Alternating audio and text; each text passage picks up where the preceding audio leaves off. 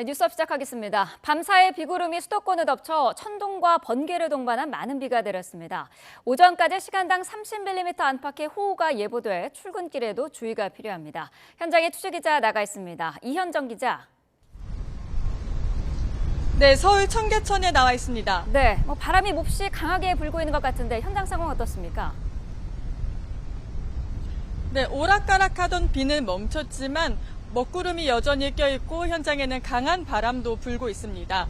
금방이라도 비가 다시 쏟아질 것 같은 느낌인데요. 출근길에 나선 시민들은 모두 우산을 챙긴 모습입니다. 서울에는 간밤에 30mm 안팎의 비가 내렸습니다. 많은 양은 아니지만 지난주에 내린 비로 이미 집안이 축축해진 상태여서 옹벽이나 축대 등 붕괴 위험이 있는 곳은 미리미리 점검하며 만일의 사태에 대비하면 좋을 것 같습니다. 밤사이엔 경기 북부를 중심으로 60mm 이상의 호우가 내렸습니다. 현재 비구름이 물러간 서울에는 기상특보가 발효되지 않았습니다. 하지만 서해에서 수도권과 충청권 방향으로 다른 비구름이 몰려오면서 출근길에는 경기 남부를 중심으로 많은 비가 뿌려질 거로 예보되는데요. 기상청은 오늘 새벽 평택시와 오산시, 안성시 등 경기 8개 지역에 호우주의보를 내렸습니다. 호우주의보는 3시간 강우량이 60mm 또는 12시간 강우량이 110mm 이상일 때 발령됩니다. 현재 경기 평택시에는 시간당 10mm 이상의 비가 내리고 있는데요.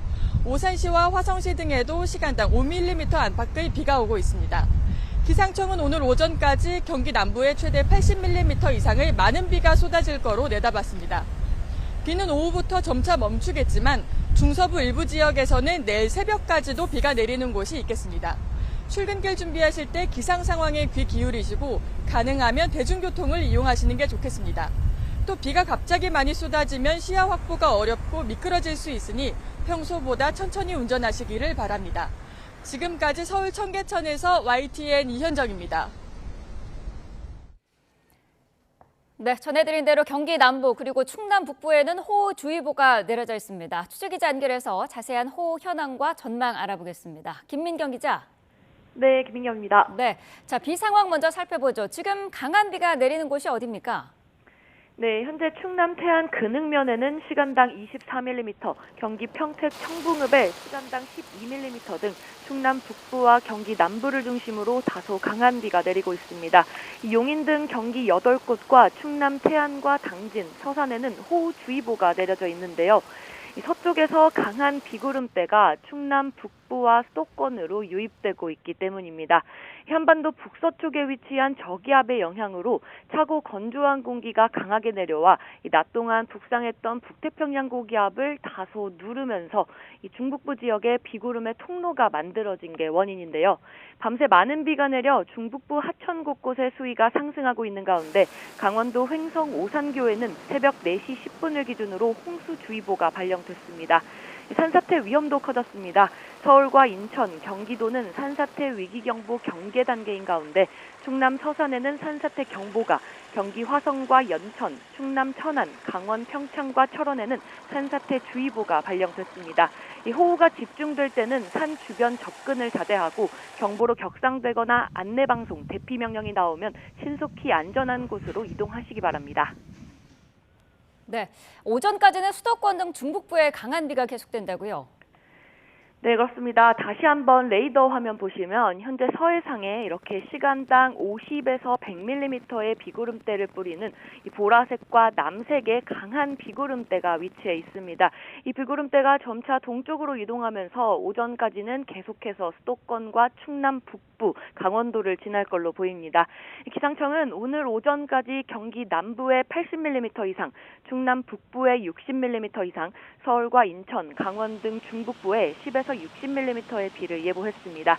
특히 오전까지 수도권과 강원, 충남 북부를 중심으로는 일시적으로 돌풍과 천둥 번개를 동반한 시간당 30mm 안팎의 강한 비가 쏟아지는 곳이 있을 걸로 보입니다. 비는 오후부터 점차 소강 상태에 들겠지만 중서부 일부 지역에서는 내일 새벽까지도 비가 내리는 곳이 있겠습니다. 지금까지 과학기상부에서 YTN 김민경입니다. 밤사이 수도권과 강원 지역을 덮친 집중호우에 곳곳에서 피해가 속출했습니다. 호우 경보가 내려졌던 강원 철원군에서는 차량에 갇힌 운전자가 구조되기도 했습니다. 안보라 기자가 보도합니다. 우비를 입은 소방대원들이 물속에 잠긴 차량을 안전한 곳으로 밀어옮깁니다. 어젯밤 11시 10분쯤 강원도 철원군에 갑자기 쏟아진 비로 물이 불어나며 차량이 도로에 고립된 겁니다. 못 나오고 차가 물이 잠겼다고 신고 들어와가지고 현장 출동했습니다. 한때 차 절반까지 물이 차올랐던 것으로 알려졌는데 현장에 출동한 소방대원들은 신고 접수 30분 만에 운전자를 무사히 구조했습니다. 실제로 이날 밤 철원군에는 시간당 74.2mm에 달하는 극한 호우가 관측됐습니다. 호우 긴급재난 문자를 전송해야 했지만 강원도는 문자 전송 지역이 아니어서 실제 발송은 이뤄지지 않았습니다. 수도권을 강타한 극한 호우로 경기 가평군에서도 피해가 잇따랐습니다. 먼저 오늘 새벽 0시 10분쯤에는 경기 가평군 가평역 사거리 주변에서 나무가 도로 위로 쓰러져 소방이 복구 작업을 벌였습니다. 1시간쯤 뒤 이번에는 경기 가평군청 주변에서 도로 옆 현수막 게시대가 기울어져 차량과 사람의 도로 진입이 통제됐습니다. 경기 북부 소방본부는 자정부터 경기 북부 지역 8개 소방서와 함께 상황 대책반을 운영했습니다. 비뿐 아니라 바람도 거셌습니다. 실제 새벽 3시 50분 기준으로 인천에는 강풍주의보가, 서해 중부 전 해상에는 풍랑주의보가 발효되기도 했는데 이 여파로 인천과 서해 섬들을 오가는 일부 배편이 통제되거나 지연 출항해야 했습니다. YTN 안보라입니다.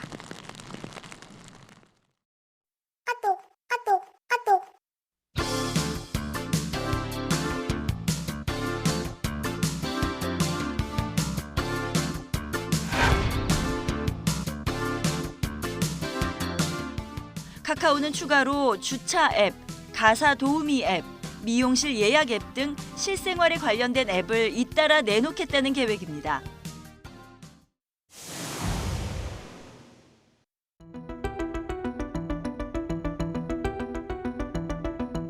하지만 준법과 신뢰위원회가 맞닥뜨린 문제는 한두 가지가 아닙니다.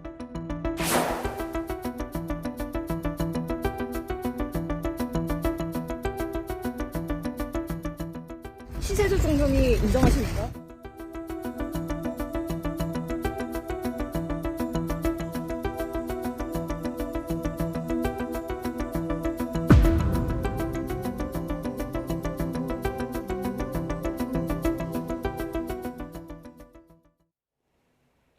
SM엔터테인먼트 주가를 조종한 혐의를 받는 카카오 김범수 경영쇄신위원장이 구속됐습니다.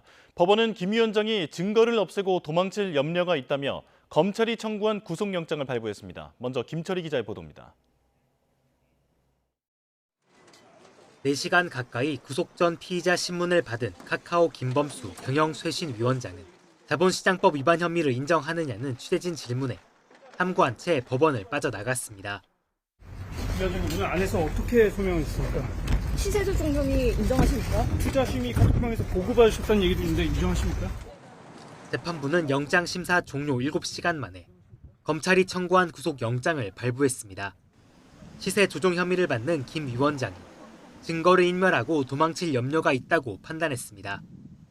검찰은 지난해 2월 SM엔터테인먼트를 인수하는 과정에서 김 위원장이 경쟁사인 하이브에 공개 매수를 방해하려 한 것으로 보고 있습니다. 하이브의 SM 공개 매수가인 12만 원보다 SM 주가가 높아지도록 인위적으로 개입했다는 겁니다. 김 위원장이 사모펀드 운용사 원아시아 파트너스와 함께 2,400억 원을 동원해 SM 주식을 553차례 고가 매수했다는 게 검찰 시각입니다. 김 위원장은 SM 주식 장내 매수 한 건을 승인하긴 했지만 자세한 매수 방식이나 과정은 보고받지 않았다고 반박해왔는데 법원은 검찰 손을 들어줬습니다. 이른바 시세 조종 의혹 정점에 신병을 확보한 검찰은 최대 20일인 구속기간 김 위원장을 상대로 직접 개입 여부 등을 추궁할 예정입니다. 앞서 지난해 말 금융감독원 특별사법경찰이 카카오 경영진을 기소 의견으로 넘기면서 검찰 수사가 본격화해왔습니다. 같은 혐의를 받는 배재현 카카오 투자총괄 대표와 원아시아 파트너스 지모 대표는 모두 구속 기소됐다가 보석으로 풀려나 재판받고 있습니다. YTN 김철입니다. 김건희 여사가 제3의 장소에서 비공개 조사를 받은 것에 대해 이원석 검찰총장이 수사팀을 공개 질책하고 대국민 사과했습니다. 서울중앙지검 수사팀은 아무도 손 못 대던 영부인 조사를 해냈는데 정작 검찰총장이 비판하고 있다며 들끓고 있습니다. 신지원 기자가 보도합니다. 주말 사이 김건희 여사에 대한 제3의 장소 비공개 조사가 이뤄진 것에 대해 이원석 검찰총장이 고개를 숙였습니다. 법 앞에 예외도 특혜도 성역도 없다고 말씀드렸습니다. 그러나 대통령 부인 조사 과정에서 이러한 원칙이 지켜지지 않았고 국민들께 깊이 사과드립니다. 중앙지검이 김 여사를 검찰청사가 아닌 제3의 장소로 소환 조사해 절차적 정당성을 심각하게 훼손했다는 겁니다. 출근 직후 이 총장은 이창수 서울중앙지검장으로부터 직접 대면 보고를 받고 강하게 질책했습니다. 이 총장은 이후 진상 파악을 지시했는데 대검 관계자는 이에 대해 사실관계를 확인하는 차원으로 감찰 착수는 아니라고 설명했습니다. 이 지검장이 대면 보고에서 여러 차례 사과하며 수습에 나섰지만 수사팀은 격앙된 분위기입니다. 서울중앙지검 관계자는 YTN과의 통화에서 지난 2년간 아무도 손대지 못한 영부인 조사를 성사시켰더니 정작 검찰총장이 나서서 수사팀을 저격하는 셈이라고 비판했습니다. 또 형사사건 공개 금지 규정에 따르면 피의자가 원치 않을 경우 공개 소환을 할 수 없다며 수사팀은 어떻게든 김 여사를 대면 조사하는 것이 우선이었다고 강조했습니다. 이런 기류 속에 김건희 여사의 명품 가방 수사팀에 파견됐던 부부장 검사는 사건을 열심히 수사했을 뿐인데 감찰 대상으로 분류됐다며 사표를 제출했습니다. 총장의 이례적인 질책에 수사팀까지 반발에 나선 가운데 진상조사 결과와 김 여사 사건에 대한 처분에 따라 갈등이 더욱 격화할 수 있다는 전망입니다. YTN 신지원입니다. 이원석 검찰총장이 김건희 여사 조사 전 박성재 법무부 장관에게 도이치모터스 주가 조작 사건의 지휘권 회복을 요청했지만 거부당했던 것으로 드러났습니다. 이 총장은 이달 초 수사 지휘권 회복을 구두로 요청했지만 법무부 장관이 이를 거부한 것으로 알려졌습니다. 이에 대해 법무부는 검찰총장의 지휘권 복원 지휘도 수사 지휘권 발동에 해당한다며 장관의 지휘권 발동은 극도로 제한적이어야 한다는 원래 입장 그대로라고 밝혔습니다. 윤석열 대통령 부인 김건희 여사의 명품 가방 수수 의혹을 수사하는 검사가 검찰총장 진상조사 지시에 반발해 사표를 제출했습니다. 서울중앙지검 형사 1부에 파견돼 사건을 수사하던 김경목 부부장 검사는 어제 사의를 표명했습니다. 김 검사는 사표를 내면서 사건을 열심히 수사한 것밖에 없는데 감찰 대상으로 분류돼 화가 난다는 취지로 말한 것으로 알려졌습니다. 앞서 이 총장은 김 여사 수사 총장 패싱 논란이 불거지자 대검 감찰부의 진상 파악을 지시했습니다. 네, 카카오 김범수 위원장 구속 소식부터 김건희 여사 조사에 따른 검찰 내부 후폭풍까지 자세히 짚어보겠습니다. 김광삼 변호사 전화로 연결돼 있습니다. 안녕하십니까? 안녕하세요. 네, 자 SM 엔터테인먼트 주가를 조종한 혐의를 받는 카카오 김범수 위원장이 구속이 됐습니다. 자, 김범수 위원장 측은 시세 조종에 대한 어떤 지시나 용인도 없었다는 입장이었는데 법의 판단은 달랐던 거죠? 그렇죠. 이게 사실은요, SM 엔터테인먼트 인수하는 과정에서 자본시장법상 시세 조종을 했느냐 혐의인데 굉장히 내용은 상당히 복잡한 측면이 좀 있어요. 네. 그리고 이 공개 매수가 하이브가 경영권을 인수하지 못하도록 공개 매수가를 이제 올리는데 거기에서 카카오가 자금을 조달을 하고 이제 사모펀드와 짜고 했다는 것이 범죄 사실의 요지거든요. 네. 그러면 여기에 김범수 위원장이 과연 관여를 했느냐 여부가 쟁점이었는데 아마 영장 전담 판사분은 이제 자금이 들어간 게 3일이었거든요. 네. 근데 그 중에 하루 정도는 관여했다고 본 것 같습니다. 그래서 증거인멸 우려가 있다고 해서 영장을 발부한 거죠. 네. 자, 김 위원장이 이제 앞으로 20일간 구속된 상태에서 수사를 받게 된 건데 검찰이 어떤 점에 집중을 할까요? 제일 중요한 것은 이제 김범수 위원장이 자신이 관여한 바 없다 이렇게 얘기를 하고 있기 때문에 네.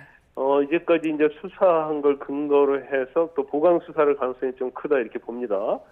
그래서 일단은 이제 구속이 됐기 때문에 뭐 한 10일 정도는 구속된 상태로 조사하다가 이제 한 번 정도는 또 연장할 수가 있거든요. 네. 그럼 20일 동안에 아마 뭐 20일 동안 계속 사건을 가지고 있으면서 수사할지 아니면 검찰이 이 이상의 어떤 보강 수사는 의미가 없고 이 정도면 뭐 증거 입증을 하는데 문제가 없다고 하면 뭐 기소 시점은 또 빨라질 수 있거든요. 그래서 네. 제일 중요한 것은 김범수 위원장의 시세 조정과 관련된 보강 수사가 되겠죠. 배재현 대표 그리고 지창배 대표는 1심 진행 중에 보석 허가로 지금 불구속 수사 중인데 구속되고 3, 4개월가량 지나서 보석 허가가 난 거거든요. 이건 어떻게 보시나요?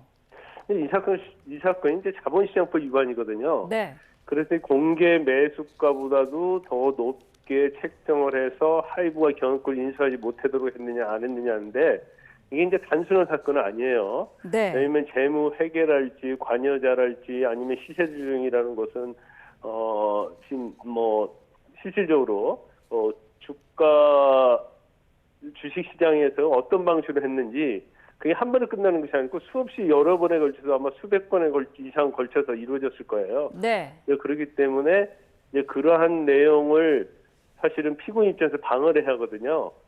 지금 무죄를 다투고 있기 때문에. 근데 구속 상태에서 여러 가지 뭐 증거 자료랄지 아니면 뭐 거래 내역이랄지 이런 것들에 대해서는 구속돼 있으면 방어하기가 어렵기 때문에 아마 제가 볼 때는 피고인의 방어권 보장을 위해서 보석이 허가된 상태가 아닌가 싶습니다. 네. 알겠습니다. 김건희 여사 수사 논란 내용도 짚어보도록 하겠습니다. 지난 주말에 이제 비공개 대면 조사 자정을 넘겨가면서 이제 12시간 가까이 이루어졌는데 아무래도 그 영부인에 대한 조사다 보니까 한 번에 조사를 끝내겠다 그런 의지인 건지 꽤 긴 시간 이루어졌어요. 그렇죠. 이제 영부인인데 사실 검찰청 소환해서 조사하려고 하는데 그 장소와 관련해서 굉장히 이견이 있었잖아요. 네. 그런데 도이치모터스 주가 조작 사건을 조사를 한 다음에 또 다음에 불러서 두 번째 소환을 한다는 것은 검찰로서 굉장히 부담이고 네. 아마 김건희 여사 측에서도 이를 따르지 않을 가능성이 컸을 거예요. 네. 그래서 아마 뭐 그 수사팀은 다른 얘기를 하고 있지만 한 번에 불러서 도이치모터스하고 명품 수수 의혹 같이 조사를 하겠다고 계획을 세우고 저는 조사를 했다고 봅니다. 네.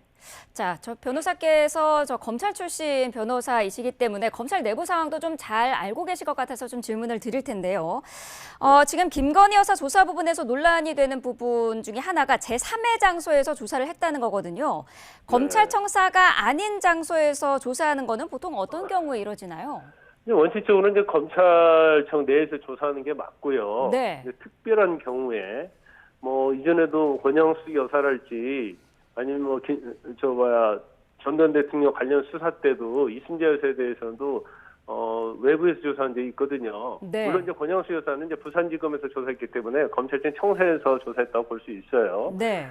그런데 저희가 서울시청 역주행 사건에서 보았다시피 이제 조사 상대방이 특히 이제 참고인 같은 경우는 검찰청 들어온 걸 거부할 수도 있고요. 네. 또 조사받는데 본인의 상황이 여의치 않는 경우가 있어요. 뭐 굉장히 중병으로 병원에 입원해 있다랄지 네. 아니면 이제 상대방이 완전히 조사를 거부하는데 검찰청 조사를 거부하는데 이제 그 사람이 굉장히 사건에서 중요한 경우 이런 거에서는 뭐 탄력적으로 외부에서 조사하는 경우가 있죠. 근데 네.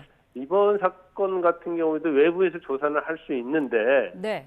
조사 대상이 영부인이기 때문에 영부인을 검찰청으로 소환하지 않고 그것도 비공개적으로 외부 제3의 장소에서 조사를 하는 것은 네. 특혜가 아니냐 이제 이런 논란이 있는 거죠. 네.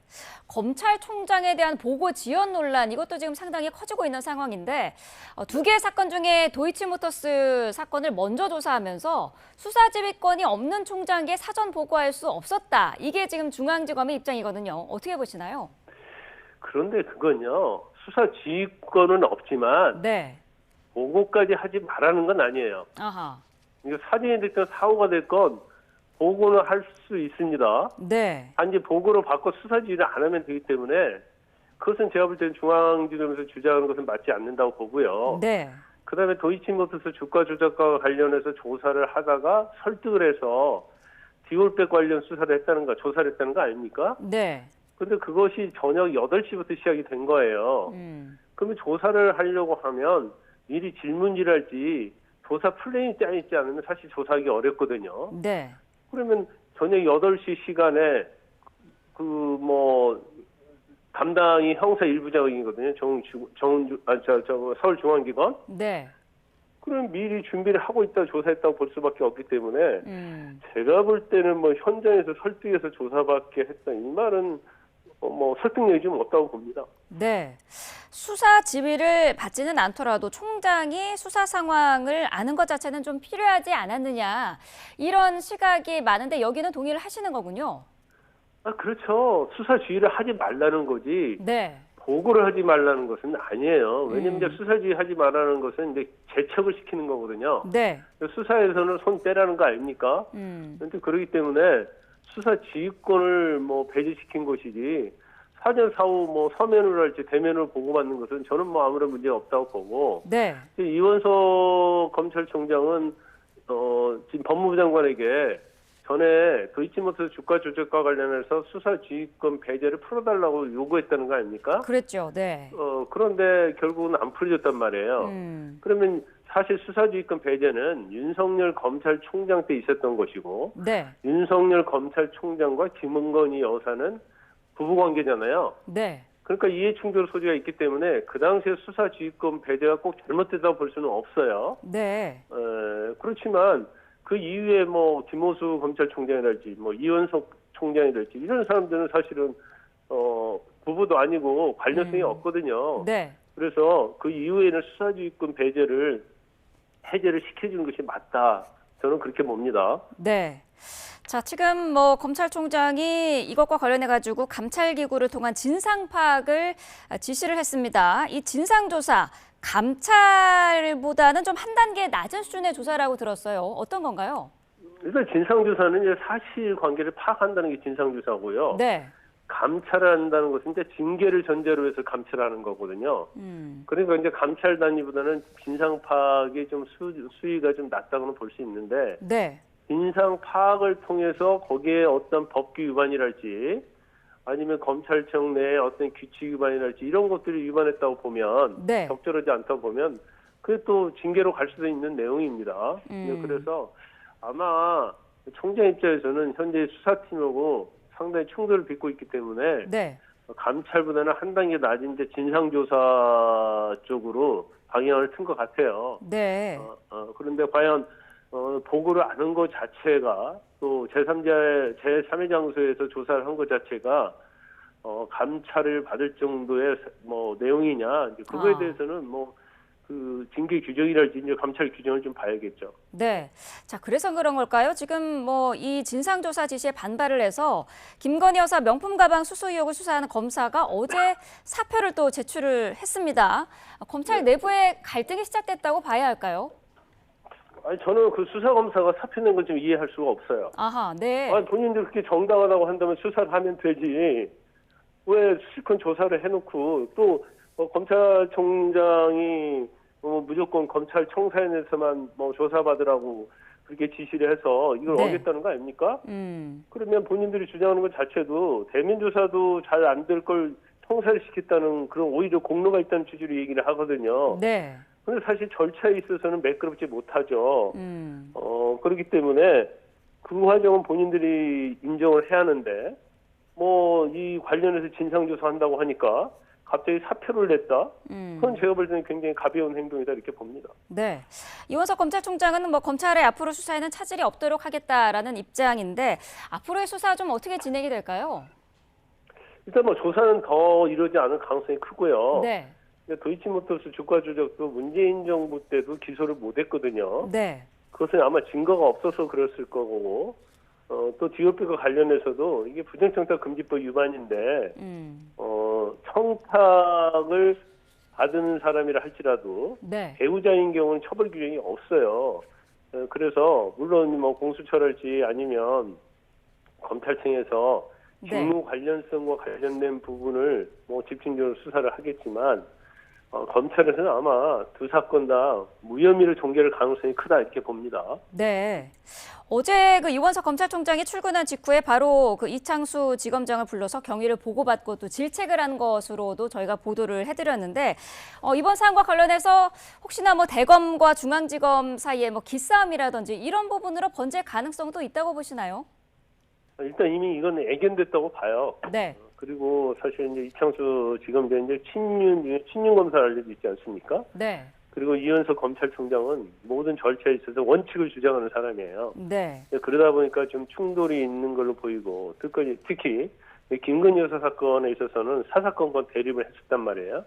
또 이현석 총장은 지난 검사장 인사 때도 완전히 배제된 상태에서 이루어졌기 때문에 네. 현 대통령이랄지 대통령실에서는 총장에 대한 굉장히 불신이 많은 것 같습니다. 네. 그러면 결과적으로 총장은 전혀 힘을 얻지 못하고 있고 오히려 친윤 검사라고 불리는 중앙지검장이 뭐 힘을 실어주기 때문에 뭐 경우에 따라서는 앞으로도 사사건건 대립할 수 있는데 이원석 검찰총장의 임기가 9월 15일에 끝납니다. 네. 그래서 그때까지 뭐 직위를 보존할지 아니면 그 전에 사퇴를 할지는 모르겠어요. 네. 그렇지만 앞으로 나온 몇 개월도 그렇게 순탄치는 않을 것이다 이렇게 봅니다. 네, 알겠습니다. 자, 오늘 말씀 여기까지 듣도록 하겠습니다. 김광삼 변호사와 함께했습니다. 오늘 말씀 감사합니다. 네, 감사합니다.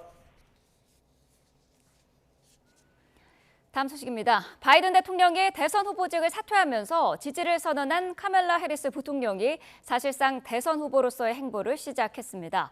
특히 바이든 사퇴에 결정적인 역할을 했던 펠로시 전 하원 의장까지 지지 대열에 합류하면서 민주당 내에서는 대세론이 확산하고 있습니다. 김지영 기자가 보도합니다.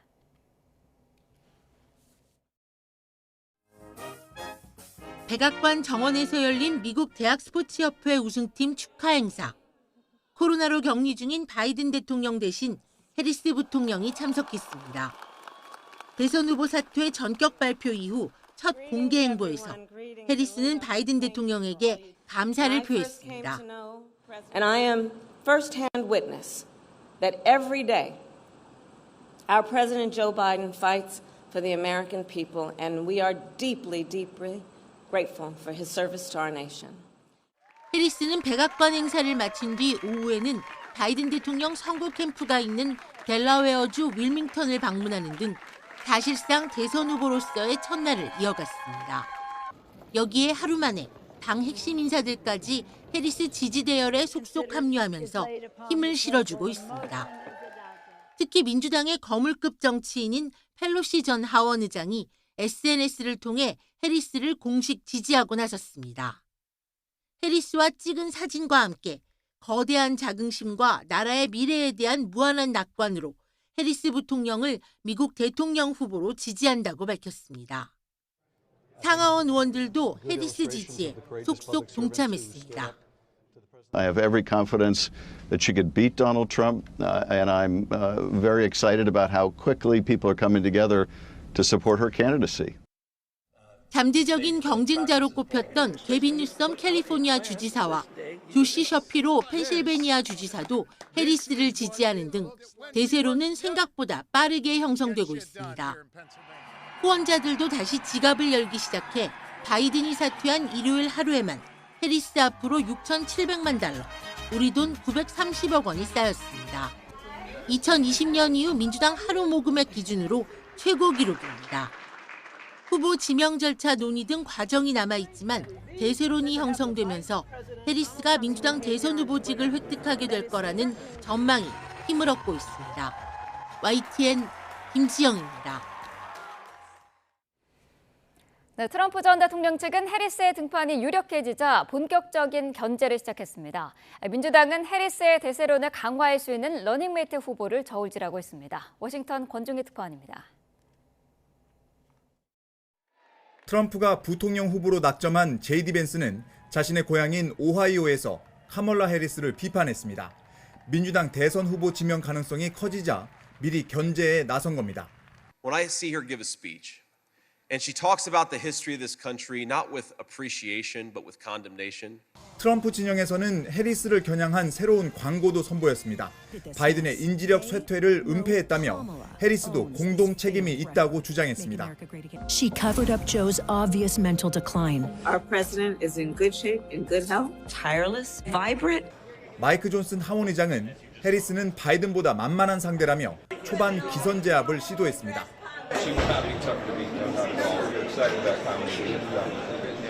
하지만 해리스 대세론이 형성되면서 민주당에서는 러닝메이트 논의가 본격화하고 있습니다. 흑인 여성인 해리스의 약점을 보완하기 위해 백인 남성들이 주로 거론되고 있습니다. 특히 경합주나 공화당 우세주 출신 주지사들이 승산을 높일 것으로 내다보고 있습니다. My plan is to serve out my full term. The only way that wouldn't happen is if I had an opportunity to help Kentuckians in a different way. 바이든 사퇴 당일부터 이틀간 실시한 여론조사에서는 트럼프와 해리스가 2%포인트 격차를 보였습니다. 또 민주당 지지자 65%는 해리스를 대선 후보로 지지한다고 밝혔습니다.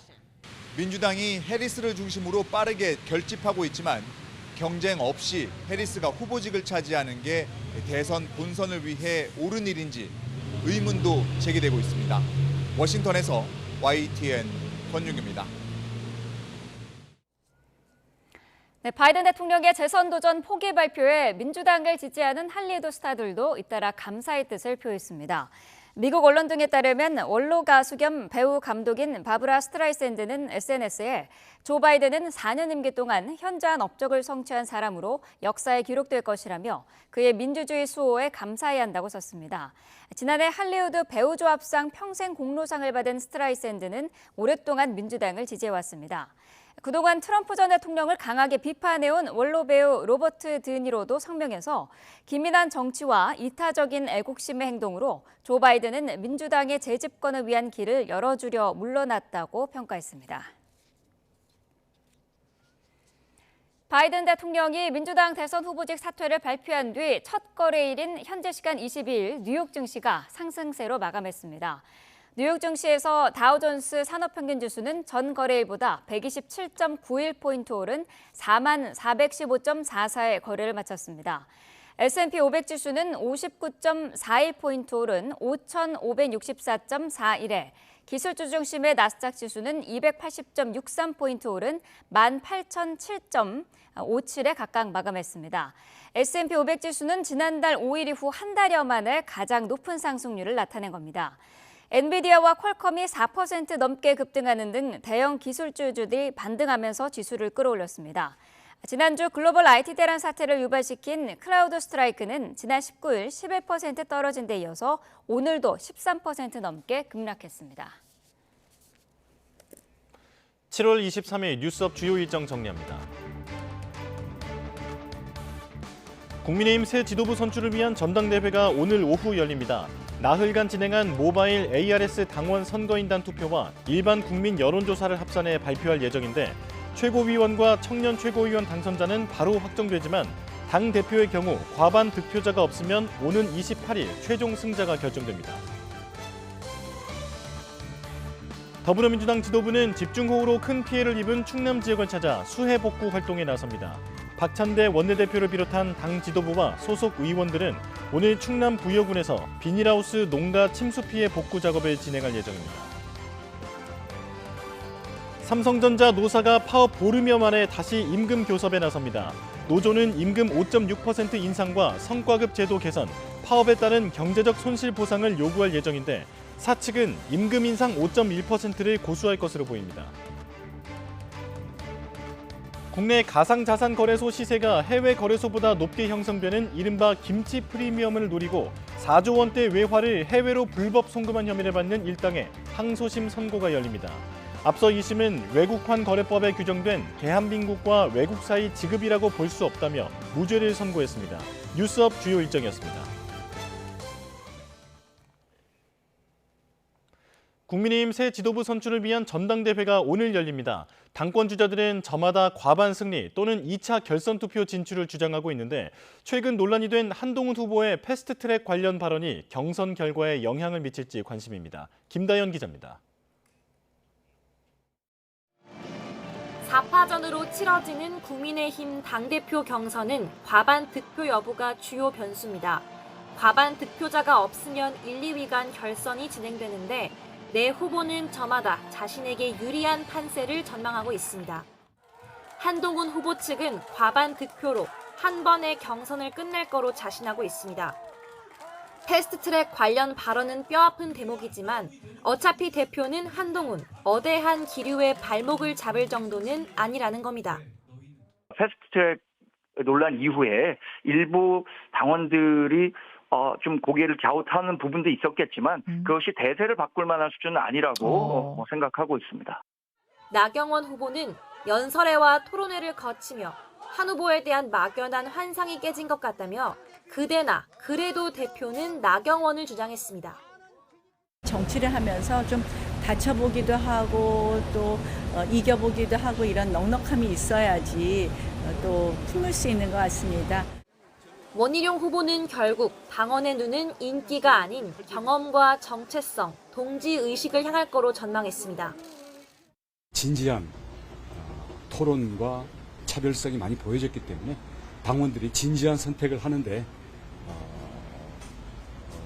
의미 있는 그런 시간이 됐고요. 윤상현 후보 역시 한 후보의 공소 취소 발언은 사과가 필요한 일이라며 표심이 흔들렸을 가능성이 있다는 분석을 내놨습니다. 나경원 후보한테 한동훈 후보가 인간적인 사과가 필요한 대목이에요. 그게 나경원 후보 개인만의 일은 결코 아닙니다. 변수는 낮은 투표율인데 당 내에서도 한동훈 대세론이 흔들리고 있다. 승패에 영향을 줄 정도는 아니다 등 상반된 해석들이 나오고 있습니다. 이번 전당대회에선 최고위원 4명과 청년 최고위원 1명도 선출됩니다. YTN 김다현입니다. 이번 국민의힘 전당대회는 폭로에 폭로를 더한 비방전이 이어지며 당 안팎에서 자폭전대라는 비판까지 나왔습니다. 그 영향 탓인지 당원 투표율도 예상 밖으로 저조한 수치를 보였습니다. 임성재 기자입니다. 사자구도로 치러진 국민의힘 당대표 선거는 후보들의 출마 선언부터 곱씹을 만한 발언이 쏟아졌습니다. 이른바 한동훈 대 비한동훈 기류 속 총선 패배 책임 등을 두고 미묘한 신경전이 오간 겁니다. 배신의 정치 공방으로 본격적으로 시작된 비방전은 한 후보의 김건희 여사 문자 무시 논란에서 폭발했습니다. 나경원, 원희룡, 윤상현 등 후보들은 한 후보가 김 여사의 사과를 이끌어냈다면 총선 결과는 달라졌을 거라며 정치적 미숙함을 부각하고 나섰고 충분히 논의를 했어야 되고 그래서 역시 정치 경험이 부족한 부분도 있지 않느냐.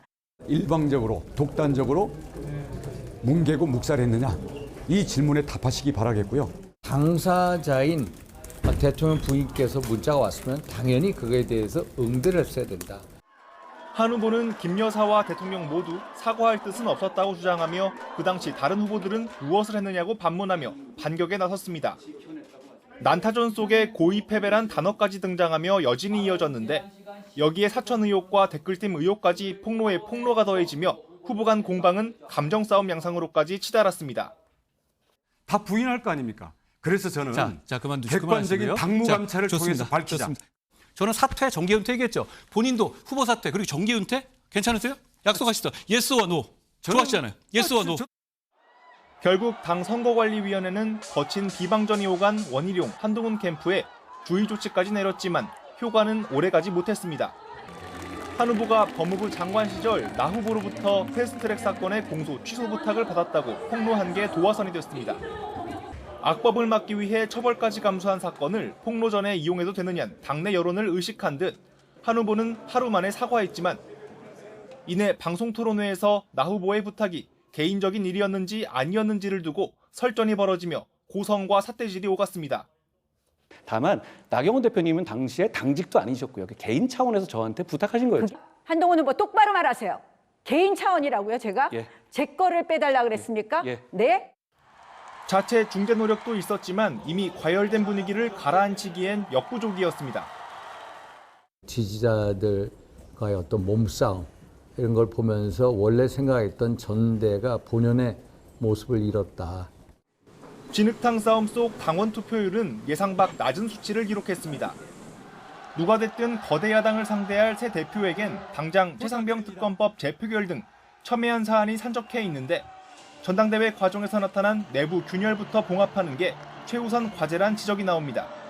YTN 임성재입니다.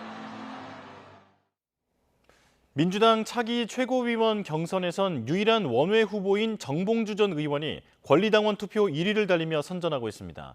선명한 대여투쟁 의지가 당심을 움직였다는 평가와 함께 과거 막말 논란으로 총선 공천까지 취소됐던 인사가 지도부에 합류하는 게 맞느냐는 지적도 나옵니다. 나혜인 기자입니다. 정봉주 후보는 주말 사이 5개의 시도 권리당원들이 참여한 최고위원 순회 경선에서 한 번도 1위 자리를 놓치지 않았습니다. 아직 경선 초반이지만 높은 인지도와 대정부 투쟁력을 앞세워 현역 의원 7명과 경쟁해서 돌풍을 일으킨 겁니다. 이명박을 잡았던 그 전투력으로 이제는 윤석열을 잡으라고 여러 당원 여러분께서 저를 이 자리에 불러세웠습니다, 여러분. 민주당 내부에선 소통 능력이 뛰어난 정 후보가 열성 당원들이 원하는 선명한 메시지를 소구력 있게 전달하고 있다는 평가가 나왔습니다. 17대 국회의원 시절 이명박 전 대통령을 겨냥한 BBK 저격수로 이름을 알렸지만 이후 각종 논란에 휩싸여 정치 행보를 하지 못한 정 후보에게 동정론이 작용했다는 분석도 있습니다. 정 후보는 지난 총선을 앞두고 서울 강북을 지역 민주당 후보로 추천됐지만 과거 목함지뢰 피해 장병을 헐뜯는 목발 경품 발언 파문에 공천장을 반납했습니다. 이미 당에서 부적격 판정을 받은 인사를 지도부로 선출하는 게 맞느냐는 비판도 그래서 나옵니다. 지도부로서는 곤혹스럽죠. 우리 당원들이 잘못했다고 판단을 내리는 것인지 아니면 그 결정은 옳았으나 불쌍하니까 이번에 지도부로서 일할 수 있도록 기회를 주자는 것인지.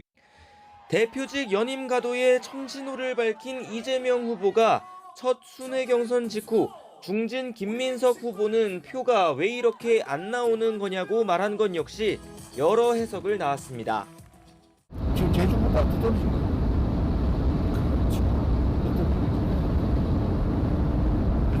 난좀 이해가 안 되더라고요. 정 후보는 자신을 향한 질책과 염려는 겸허히 받겠다면서도 내부 총질은 하지 않겠다고 자세를 낮췄습니다. 어차피 대표는 이재명이란 기류에 최고위원 경선이 대신 과열되는 분위기를 견제하는 뜻으로도 읽힙니다. 당대표 경선에 나선 김두관 후보 SNS엔 전당대회가 마치 팬클럽 행사장 같다며 쓰레기로 변한 집단은 정권을 잡을 수 없다는 격한 표현이 게시됐다가 삭제됐습니다. 김두관 캠프는 후보의 뜻이 와전돼 실수로 올라간 글이라며 김 후보가 즉각 지우라고 지시했고 메시지 담당자들을 해임했다고 해명했습니다. YTN 나인입니다.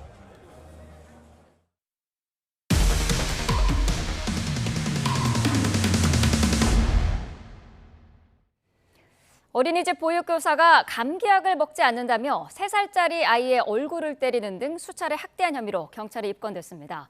아이는 뇌종양을 갖고 태어나 세심한 관리가 필요했는데 보육교사는 직무 스트레스를 받는다며 아이를 학대한 것으로 조사됐습니다. 윤웅성 기자입니다. 어린이집 식사 시간, 보육교사가 남자아이에게 감기약을 먹입니다. 아이가 고개를 돌리면서 흘리자 물티슈를 뽑아들더니 그대로 얼굴을 강타합니다.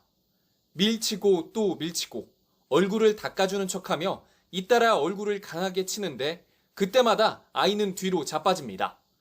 아이를 끌어다 눕히고 약을 먹인 뒤에는 눈물을 닦고 있는 아이 얼굴을 또다시 밀칩니다. 아이는 뒤로 밀려 벽에 부딪힙니다. 아이 얼굴에 남은 시뻘건 손자국을 이상하게 여긴 부모는 어린이집 CCTV를 보고 억장이 무너졌습니다. 말이 안 나오죠. 이게 말도 안 되는 얘기니까요. 왜냐면 애기가 날라가 좀 낮으니까. 너무 억울한 거죠. 말도 못하는 애기가 표현도 아직 배워가는 과정에 더구나 아이는 양성 뇌종양이 있는 상황. 부모는 건강에 악영향을 줄 수 있는 만큼 머리에 충격이 가지 않게 조심해달라고 어린이집에 부탁까지 한 상태였습니다. 생활하는데 문제 없으니까 좀 이렇게 세게 추격을 가하거나 뭐 이렇게 어디 부딪히지 않게만 좀 봐주십시오. 때린 거에 대해서 너무 화가 나더라고요. 4개월치 CCTV를 분석한 경찰은 이 보육교사가 또 다른 여자아이도 학대한 정황을 포착했습니다. 올 초부터 2달여 동안 두 아이를 때리거나 꼬집고 음식을 강제로 먹이는 등 26차례에 걸쳐 학대한 것으로 조사됐습니다. 그런데 보육교사는 자신이 상처를 남기고도 부모들이 보는 알림장에는 아이가 뛰다가 넘어진 것처럼 적은 것으로 드러났습니다. 반 아이 중에 저희 아이가 유일한 여자아이여서 더 마음이 갔다 하더라고요. 근데 더 마음이 가서 이렇게 때릴 수가 있는 건가? 보육교사는 직무 스트레스 때문에 그랬다고 진술한 것으로 전해졌습니다. 경찰은 지난달 보육교사를 아동학대 혐의로 검찰에 넘기고 어린이집 원장에 대해서는 관리감독 소홀 등이 드러나지 않아 무혐의 처분을 내렸습니다. 부모들은 조만간 검찰에 보육교사에 대한 엄벌 탄원서를 제출할 계획입니다. YTN 윤웅성입니다. 경기 시화공단의 한 공장에서 큰 불이 났다가 4시간 넘게 지나서야 꺼졌습니다. 인천에선 유류 탱크롤이 기사들과 짜고 주유소 기름을 빼돌린 일당이 경찰에 검거됐습니다. 이현정 기자가 보도합니다. 시커먼 연기가 쉴 새 없이 뿜어져 나옵니다. 소방대원들이 물을 뿌려보지만 건물 안 불길은 쉽게 잡히지 않습니다. 경기 시흥시 시화공단에 있는 공장에서 불이 난 건 새벽 6시 반쯤. 연기 흡입 등 사고를 조심하라는 재난 문자도 발송됐는데 다행히 다친 사람은 없었습니다. 출근 중에 화재 긴급 문자가 일단 받았고 가면서 저희 사무실 쪽으로 가는데 검은 연기가 막 올라오더라고요. 주변 건물에 좀 번질까 그 걱정도 좀 많이 했습니다. 한때 인접 소방서의 인력과 장비까지 동원한 소방당국은 4시간 20분 만에 불을 모두 껐습니다. 경기 안산시에 있는 공장에서도 불이 나 진화 작업이 하루 넘게 이어졌습니다. 공장 안에 섬유 등 가연물이 많아 잔불 정리에 시간이 오래 걸리는 것으로 전해졌습니다. 창고로 들이닥친 경찰이 플라스틱 용기를 하나둘 열어봅니다. 가득 채워진 액체의 정체는 주유소에서 빼돌린 기름. 경찰은 유류 탱크롤이 기사들과 짜고 기름을 횡령한 일당을 무더기로 붙잡았습니다. 이들이 훔친 휘발유와 경유는 6억 원 상당에 이르는 것으로 조사됐습니다. 오전 9시쯤 경기 안양시 도로에 매설된 온수배관이 파열돼 고온의 온수가 유출됐습니다. 다친 사람은 없었지만 많은 연기가 뿜어져 나와 지나던 사람들이 깜짝 놀랐고 한동안 부근 도로 통행이 통제됐습니다. YTN 이현정입니다. 어젯밤 11시 반쯤 평택 제천고속도로 안성분기점 부근을 달리던 SUV 차량이 충격 흡수 장치를 들이받고 옆으로 넘어졌습니다. 차량을 몰던 40대 운전자는 스스로 대피해 다친 사람은 없었지만 차량에 붙은 불을 끄고 사고를 수습하기 위해 50분가량 모든 차로가 통제됐습니다. 경찰은 운전자를 상대로 술을 마신 상태였는지 등을 조사할 예정입니다. 어제 오후 6시 20분쯤 제주시 애월읍 신엄리에서 승용차 한 대가 절벽 아래로 추락했습니다. 근처를 지나던 행인 신고를 받고 출동한 119 구조대는 차량 안에서 50대 남성 운전자를 구조해 병원으로 옮겼습니다. 아이돌 그룹 크래비티를 경호하던 사설 경호업체 직원이 과잉 경호 논란을 일으켜 소속사가 사과했습니다. 자신의 10대 팬이라고 밝힌 A씨는 6월 23일 크래비티의 김포공항 입국 당시 경호원에게 구타당하고 위협당했다며 당시 영상을 SNS에 게시했습니다. 영상에는 경호원이 A씨를 강하게 밀쳐 휘청거리는 장면과 팬들을 향해 삿대질하면서 반말하는 모습 등이 담겼습니다. 크래비티 소속사 스타쉽 엔터테인먼트는 경호원의 적절치 못한 행동으로 피해 입은 분들께 깊이 사과드린다며 해당 경호업체와는 협력 관계를 종료했다고 밝혔습니다. 어젯밤부터 오늘 새벽까지 수도권과 강원도 일부 지역에 폭우가 내렸습니다. 일부 지역에선 차량이 고립돼 운전자가 갇히는 상황까지 벌어졌는데요. 당시 상황 직접 살펴보겠습니다. 캄캄한 밤 도로 한가운데 차량이 바퀴 높이만큼 물에 잠겨 있습니다. 노란 옷을 입은 대원들이 구조 작업을 벌이고 있는 현장인데요. 어젯밤 11시 20분쯤 강원도 철원군 내대리에 있는 도로에서 촬영된 영상입니다. 갑자기 쏟아진 비에 물이 불어나면서 차량이 고립되는 사고가 난 겁니다. 불어난 물이 한때 차 안까지 들이차면서 차에 갇힌 운전자가 구조를 요청했는데요. 이후 현장에 출동한 소방대원들은 신고 접수 30분 만에 차량을 안전한 곳으로 옮겨 운전자를 무사히 구조했습니다.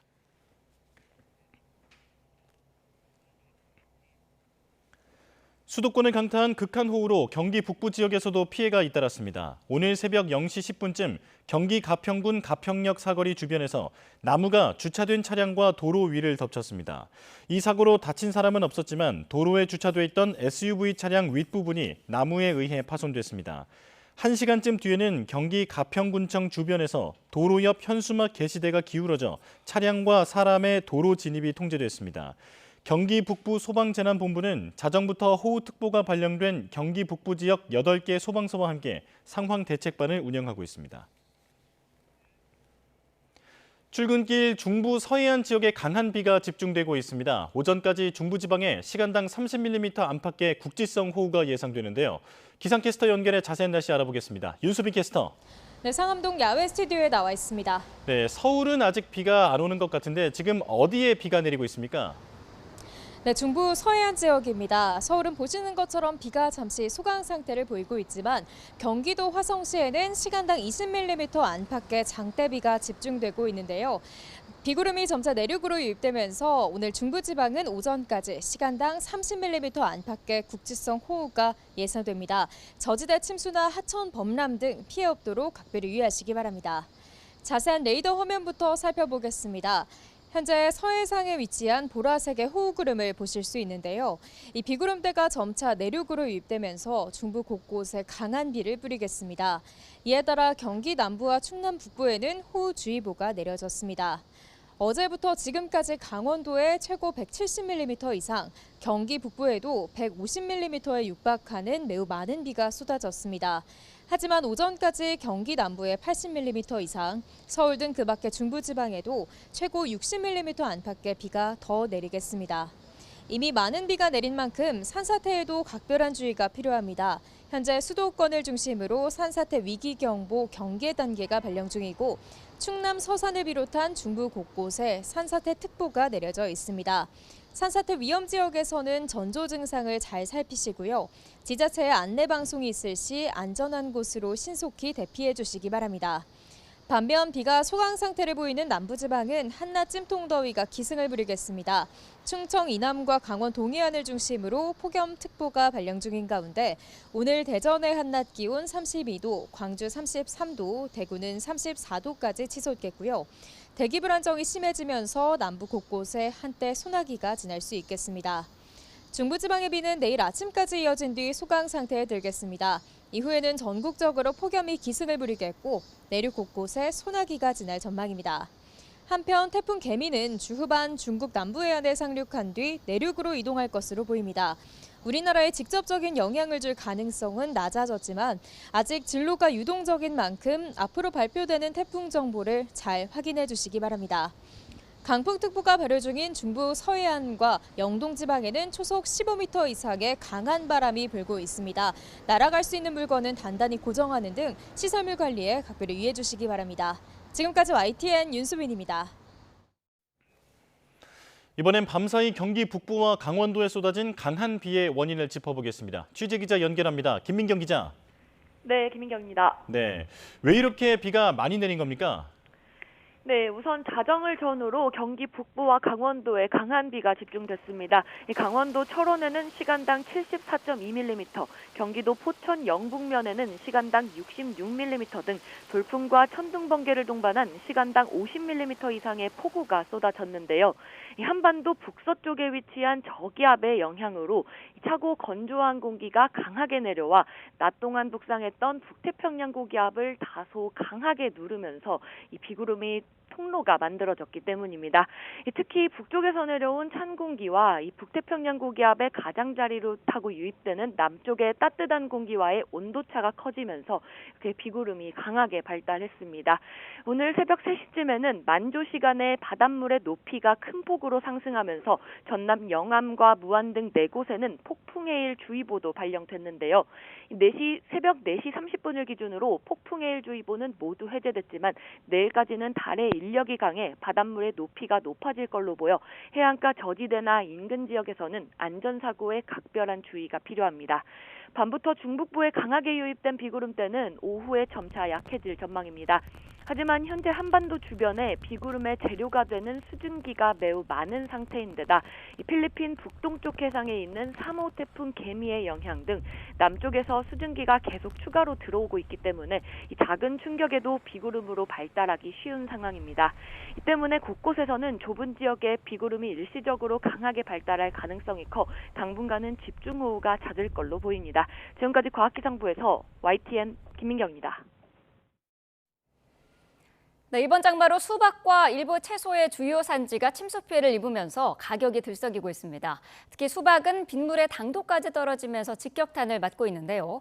피해가 없는 지역의 출하가 시작되면서 당장 위기는 넘길 수 있을 것으로 보이지만 아직 기상 변수가 남아있어 안심하기는 어려운 상황입니다. 오동건 기자입니다.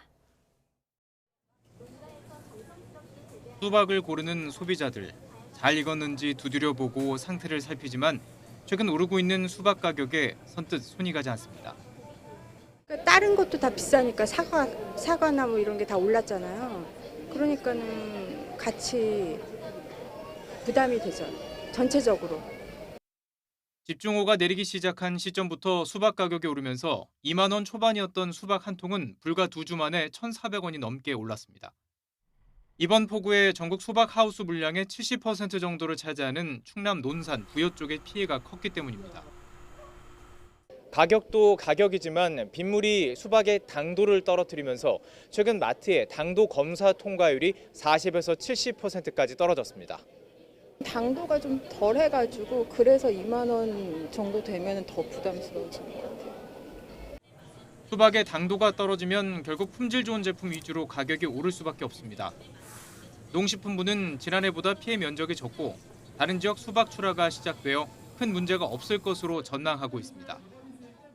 지금 그 논산 그리고 부여를 제외한 지역에 대해서는 지금 작황이 양호해서 지금 전반적으로 가락시장 반입량은 좀 그 전년보다는 좀 많은 수준입니다. 그래서 좀 소비자 가격은 현재 좀 안정세라는 부분들 다시 한번 말씀을 좀 드리겠습니다. 채소류 가격도 들썩이고 있습니다. 폭우 피해로 한 주 사이 적상추 56.3%, 깻잎 17.3%가 올랐습니다. 농식품부는 상추와 깻잎 역시 재파종이 수확되는 8월 중순에 가격이 안정될 것으로 예측했지만 이상기후로 언제 쏟아질지 모르는 집중호우가 여름철 과일, 채소류 가격의 변수로 떠올랐습니다. YTN 오동건입니다. 7월 말 8월 초에 여름철 휴가객이 가장 몰릴 거라는 조사 결과가 나왔습니다. 국토교통부는 오는 25일부터 다음 달 11일까지를 특별교통대책 기간으로 정했습니다. 최도희 기자입니다. 인천국제공항, 본격적인 여름 휴가철이 시작되는 7월 말을 맞아 이용객들로 북적입니다. 실제로 한국교통연구원이 여름철 휴가 실태를 조사했더니 응답자의 절반 가까이가 휴가를 계획하고 있다고 답했습니다. 휴가 출발 예정 일자를 물어봤더니 7월 27일부터 8월 2일까지 이른바 7말 8초를 꼽은 응답자가 19.2%로 가장 많았습니다. 휴가지로는 국내를 꼽은 비율이 해외보다 3배 이상 높았는데 지난해와 비교하면 국내 여행 비율은 낮아진 반면 해외 여행 비율이 높아졌습니다. 또 국내 여행 예정지 가운데엔 동해안에 가겠다는 응답이 가장 많았고 이어 남해안, 서해안권 순으로 나타났습니다. 이에 따라 국토교통부는 오는 25일부터 다음 달 11일까지 18일간을 특별교통대책 기간으로 정하고 휴가철 특별교통대책을 시행하기로 했습니다. 이 기간은 하루 평균 596만 명이 이동하고 교통수단은 80% 이상이 승용차를 이용할 거라는 게 국토부의 설명입니다. 국토부는 AI, 빅데이터와 같은 첨단 기술을 활용해 교통사고 발생 가능성이 큰 고속도로 구간을 전광판에 표출하는 방식으로 안전운전을 유도하기로 했습니다. 혼잡한 도로와 시간대를 피하기 위해 출발 전에 교통정보를 미리 확인해 주시고 이동 중에도 도로 전광판 등을 통해 제공되는 실시간 교통 상황을 확인해 주시기 바랍니다. 이와 함께 교통 혼잡이 예상되는 구간에는 갓길 차로를 운영하고 대중교통 운행 횟수도 늘린다는 방침입니다. YTN 최두입니다. 정부가 초고령 사회에 대응하기 위해서 고령 친화적 주거 공간, 이른바 시니어 레지던스 공급을 대폭 늘리기로 했습니다. 이와 관련해 정부는 오늘 오전 열린 경제관계장관회의에서 시니어 레지던스 활성화 방안을 발표했습니다. 정부는 우선 민간 사업자의 시장 진입을 촉진하기 위해 실버타운을 설립할 때 토지 건물 소유를 의무화하는 규제를 개선하기로 했습니다. 또 일정 비율 이상 임대형을 포함할 것을 의무화하는 이른바 신분양형 실버타운을 인구 감소 지역 89개소에 도입하기로 했습니다. 국민권익위원회가 청탁금지법상 허용되는 식사비 한도를 기존 3만 원에서 5만 원으로 올리는 안건을 의결했습니다. 권익위는 전원위원회를 열어 이같이 결정하고 이르면 오늘 청탁금지법 시행령 개정안을 입법 예고할 예정입니다. 개정안이 국무회의를 통과하면 공직자 등이 직무와 관련해 식사 제공을 받을 수 있는 금액이 3만 원에서 5만 원으로 상향됩니다.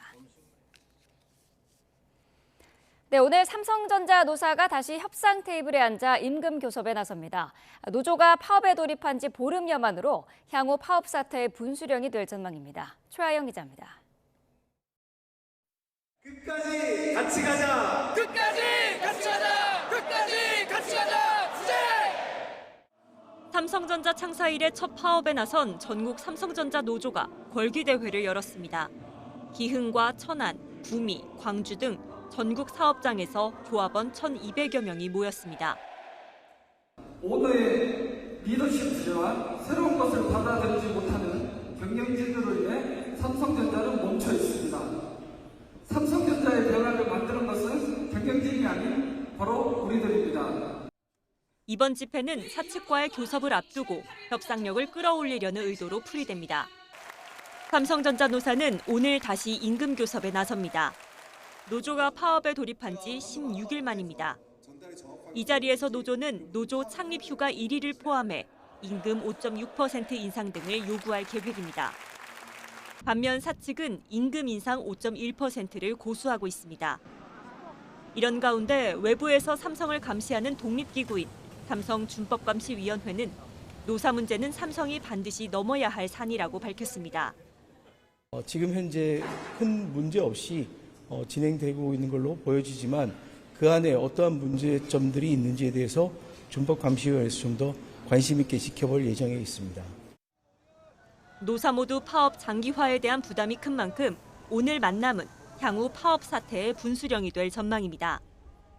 삼성전자 노사가 파업 이후 처음으로 협상 테이블에 마주 앉는 가운데 협상 타결의 실마리를 찾을지 아니면 파업이 장기화할지 결과에 관심이 쏠립니다. YTN 최하영입니다.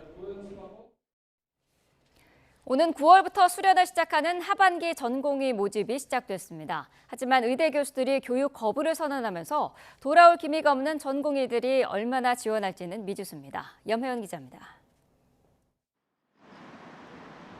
수련병원이 제출한 하반기 전공의 모집 규모는 7,707명입니다. 하지만 전공의들이 얼마나 지원할지는 여전히 미지수입니다. 일반의 자격으로 취업하거나 입대를 선택할 가능성이 더 크다는 겁니다. 지방병원 전공의가 서울로 지원할 것이라는 관측도 나왔지만 이마저도 쉽지 않아 보입니다. 의대 교수들이 교육 거부를 선언하며 채용 보이콧에 나서고 있기 때문입니다. 연세대 의대 교수들은 새로 들어오는 전공의들을 제자와 동료로 받아들일 수 없다고 선언했습니다. 대신 사직한 전공의들을 위해서 자리를 비워두고 돌아오도록 지원할 것이라고 밝혔습니다. 앞서 가톨릭의대 영상의학실 교수들 역시 하반기에 들어오는 전공의에 대한 교육과 지도를 거부할 것이라고 밝혔습니다. 교수들이 면접 등 채용 과정에 참여하지 않겠다며 거부하는 사례도 많은 것으로 알려졌습니다. 또 각 진료과에서 지원 자격이나 역량 미달 등을 이유로 전공의를 뽑지 않는다면 병원이 교수들에게 채용을 강제할 수 없을 거라는 전망도 나옵니다. 이런 가운데 의대 본과 4학년들을 대상으로 하는 의사 국가 실기시험 접수도 시작됐습니다. 의사 면허를 따려면 오는 9월부터 11월까지 진행되는 실기와 내년 1월 필기시험에 모두 합격해야 합니다. 하지만 의대생들 역시 수업은 물론 국시 응시까지 거부하는 상황이어서 파행이 불가피해 보입니다.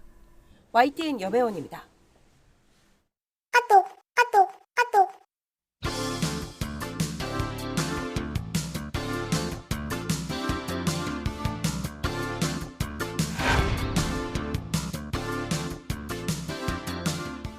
카카오는 추가로 주차 앱, 가사 도우미 앱, 미용실 예약 앱 등 실생활에 관련된 앱을 잇따라 내놓겠다는 계획입니다.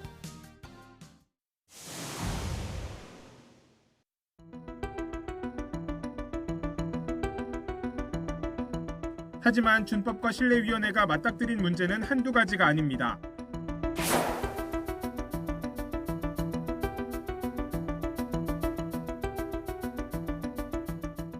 시세조 종점이 인정하십니까?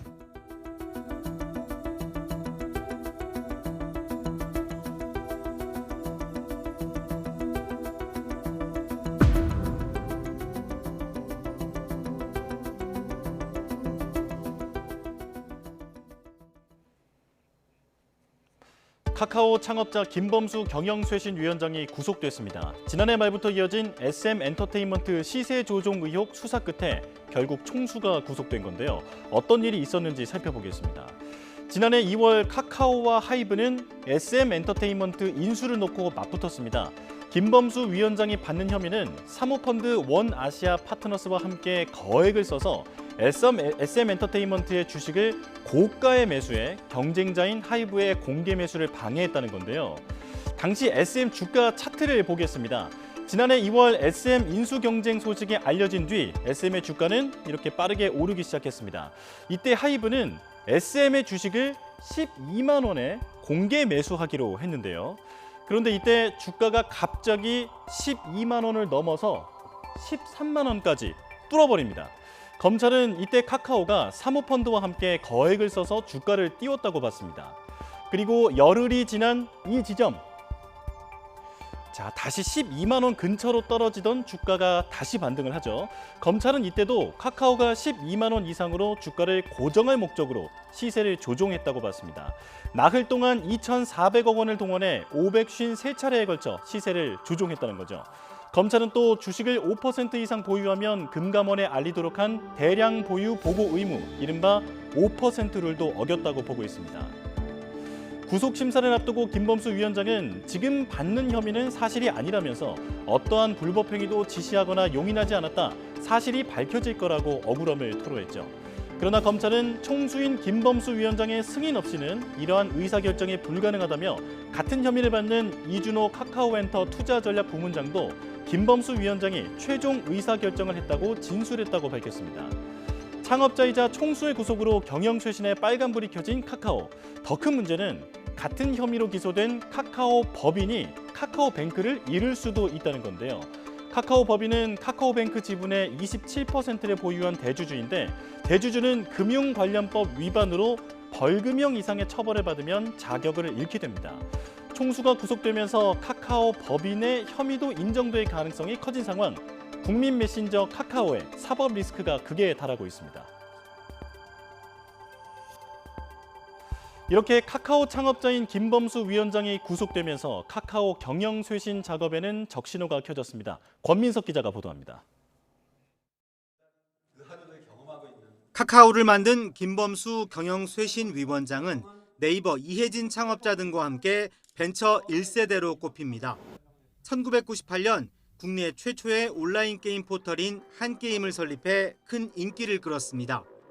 한게임과 네이버가 합병한 뒤 공동대표를 역임하다 2007년 퇴사해 미국으로 건너갔고 3년 만인 2010년 모바일 메신저 카카오톡을 출시해 또다시 대박을 터뜨렸습니다.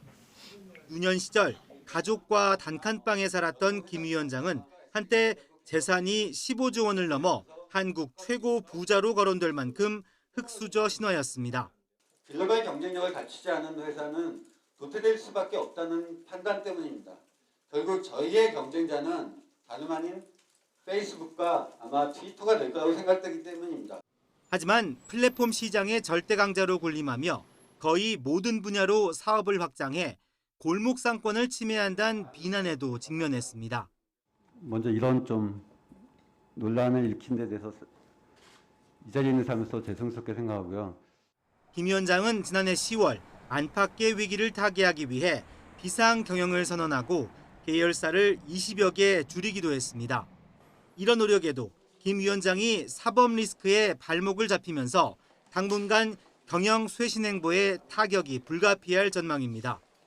김 위원장이 SM엔터 재판에서 유죄를 확정받게 되면 엄격한 대주주 요건을 규정한 카카오뱅크 일대주주 지위를 내려놔야 할 수도 있습니다.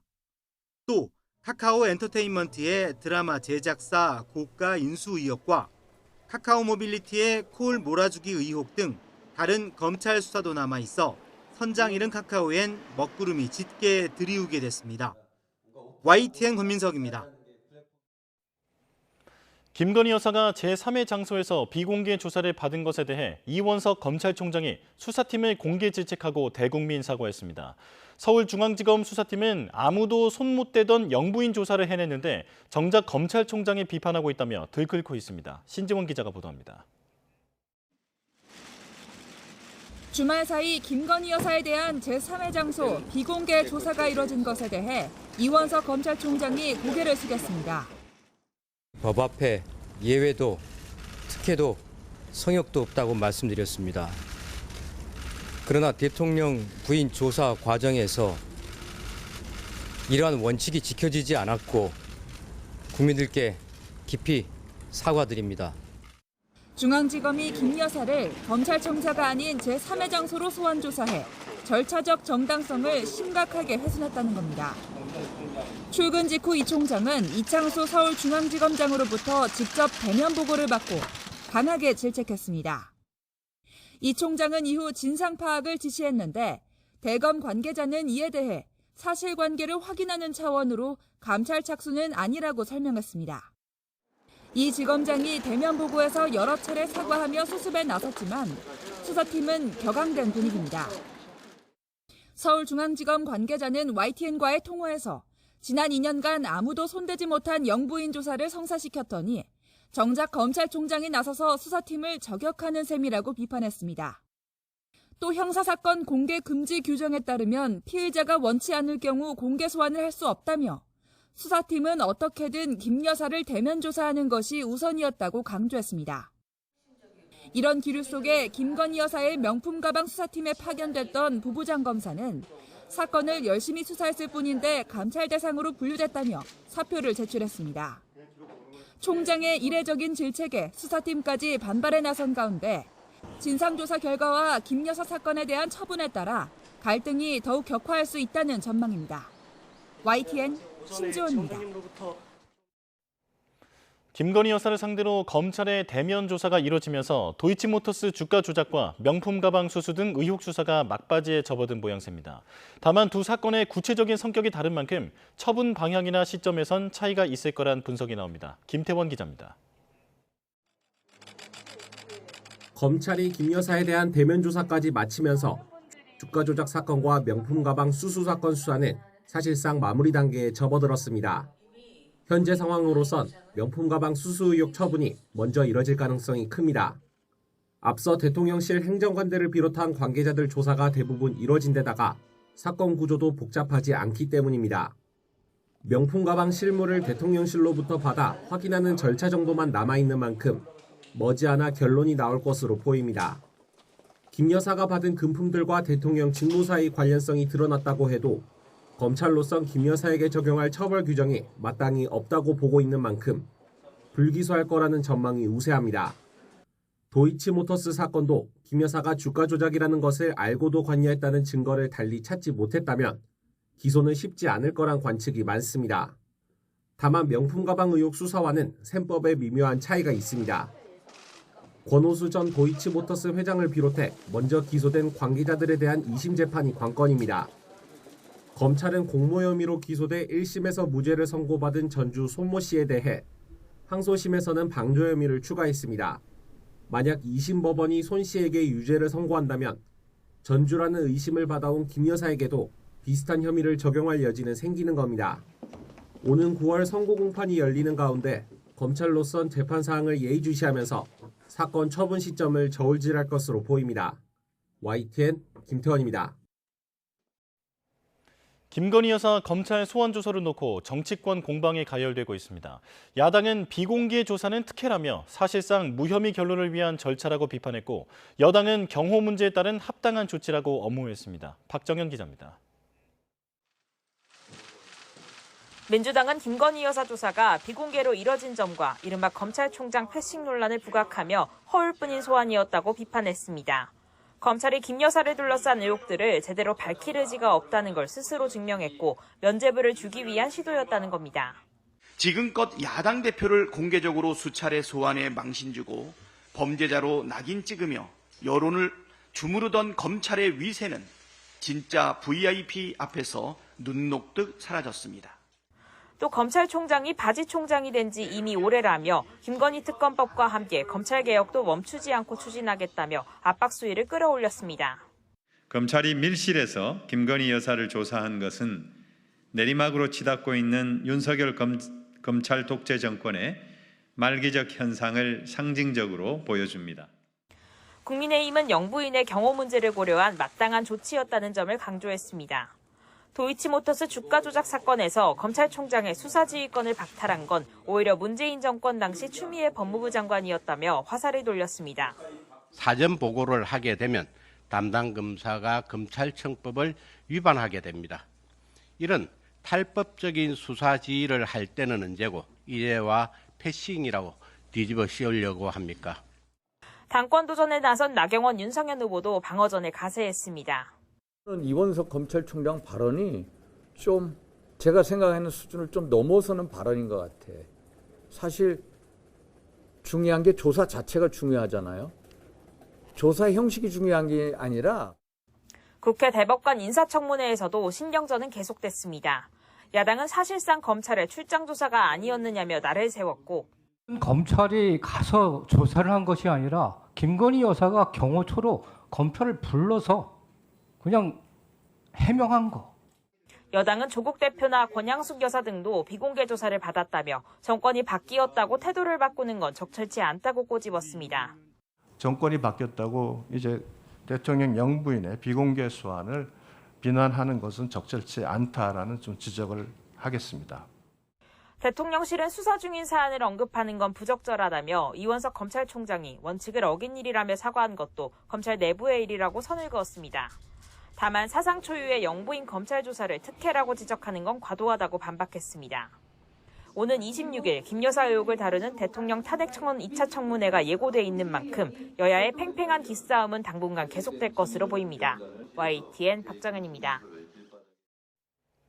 서울중앙지역군사법원은 오늘 항명과 상관 명예훼손 혐의로 불구속 기소된 박정훈 전 해병대 수사단장에 대한 6차 공판을 개최합니다. 중앙지역군사법원은 지난 두 차례의 공판에 불출석한 정종범 해병대 이사단장을 증인으로 다시 불러 공판을 진행할 예정입니다.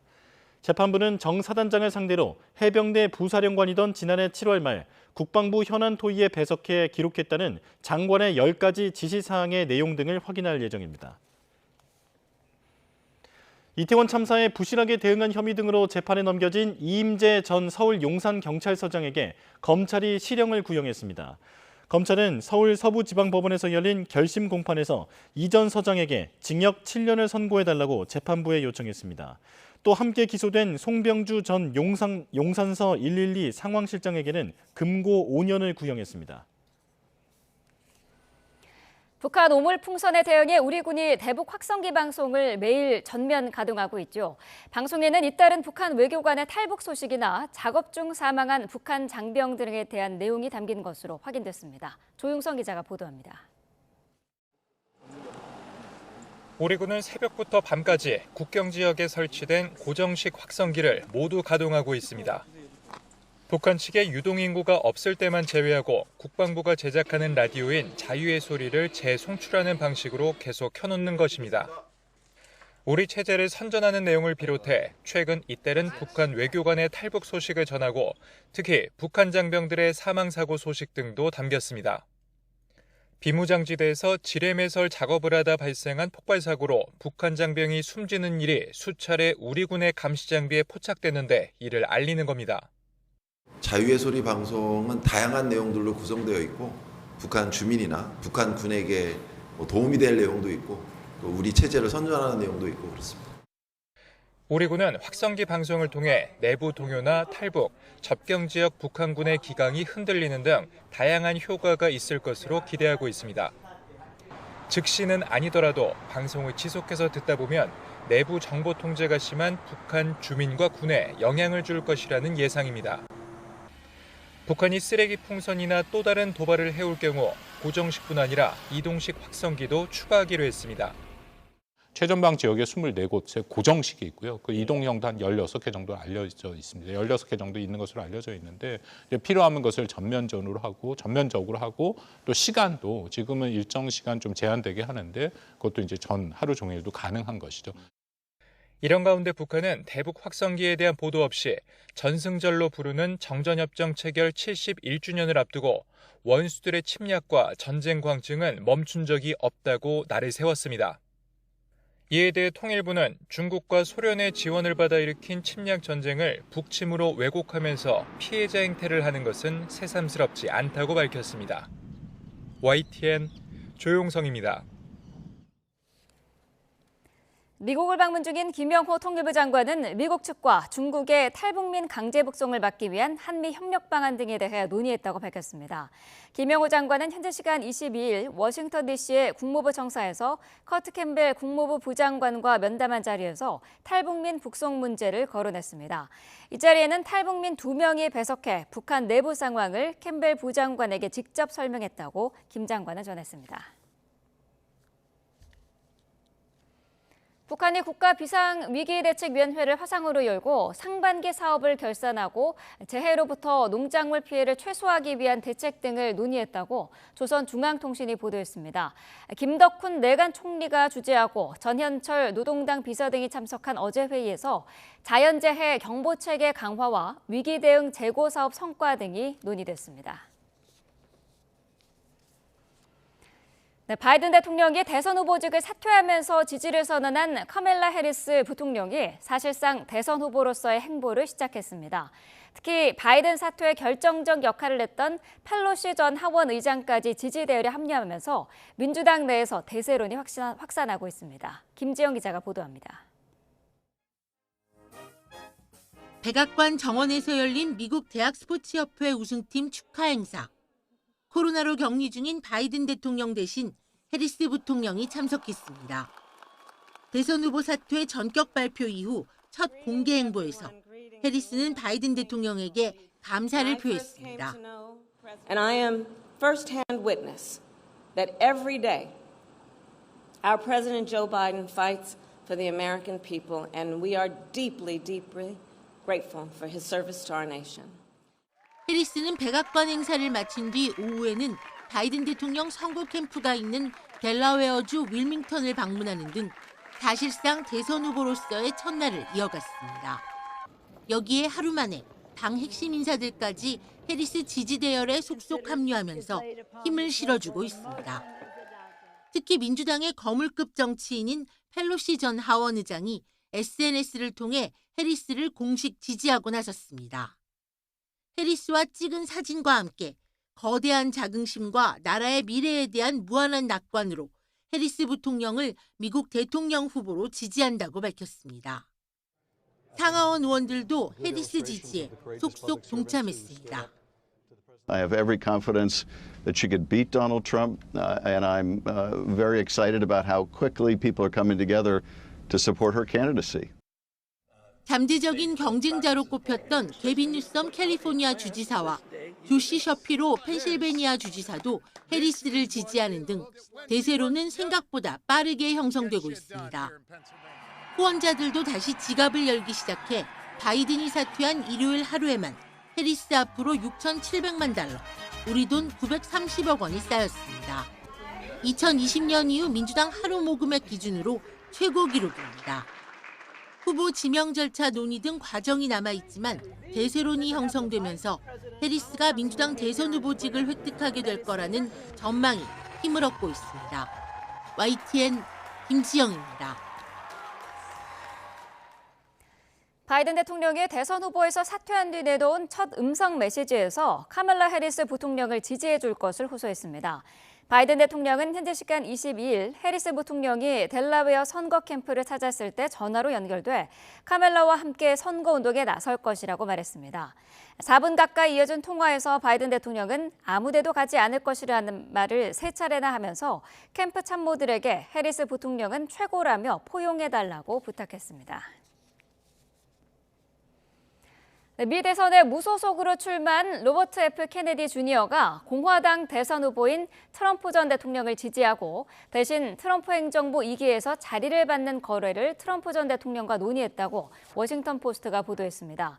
보도에 따르면 이 대화는 지난 13일 트럼프 전 대통령 암살 시도 몇 시간 뒤에 이뤄졌지만 트럼프 측에서 우려를 제기해 합의로 이어지지는 않았습니다.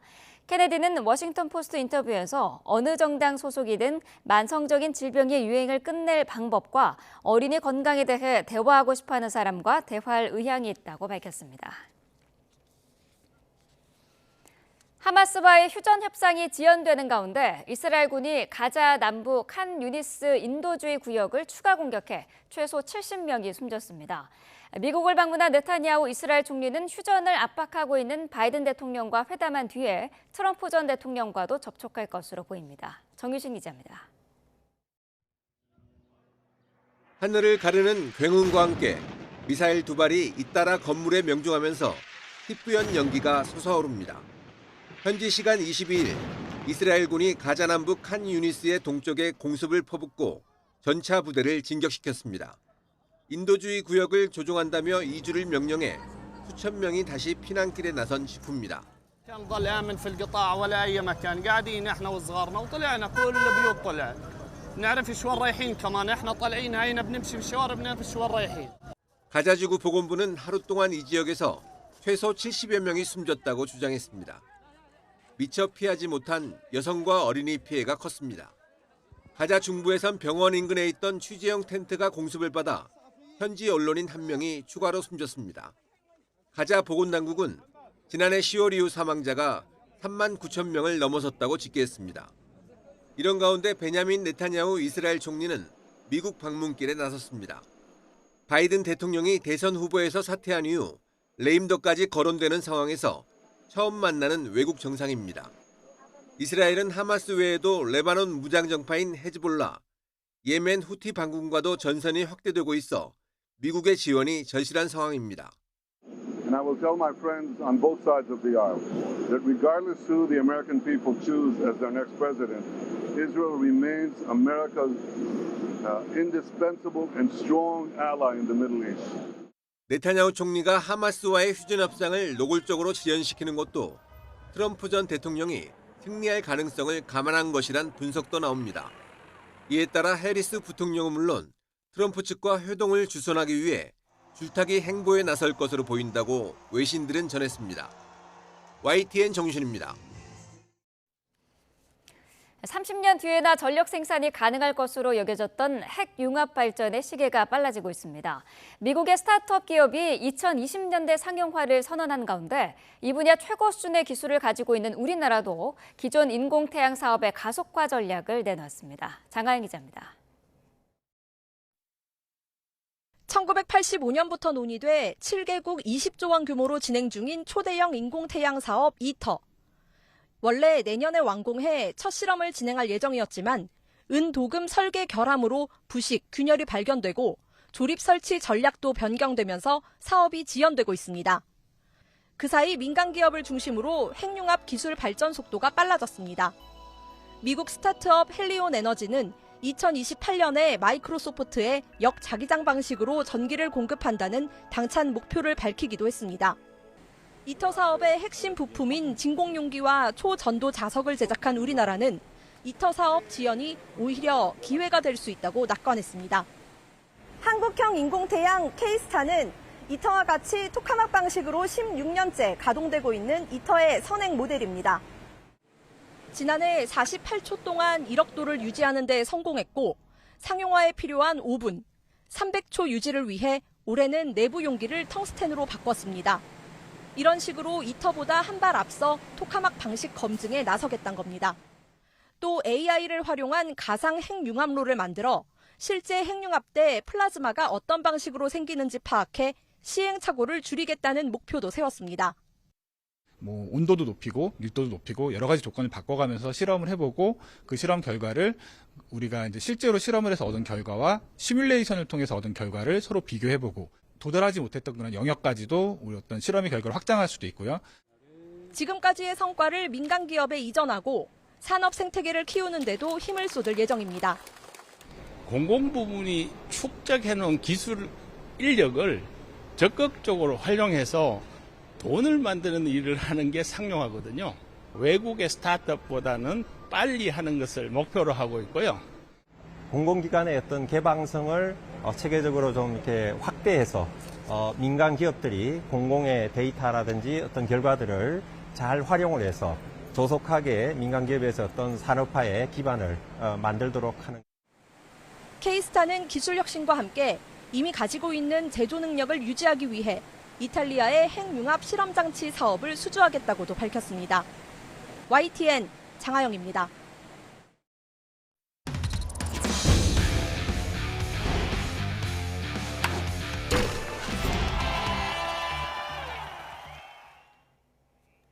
올림픽 개막이 사흘 앞으로 다가오면서 개최지인 파리는 점차 분위기가 고조되고 있습니다. 센강을 중심으로 개막식 준비가 한창인데요. 현재 파리 분위기를 양시창 기자가 전해드립니다. 비행기에서 내리자마자 공항 입국장부터 자원봉사자들이 손을 흔들며 올림픽 손님들을 맞이합니다.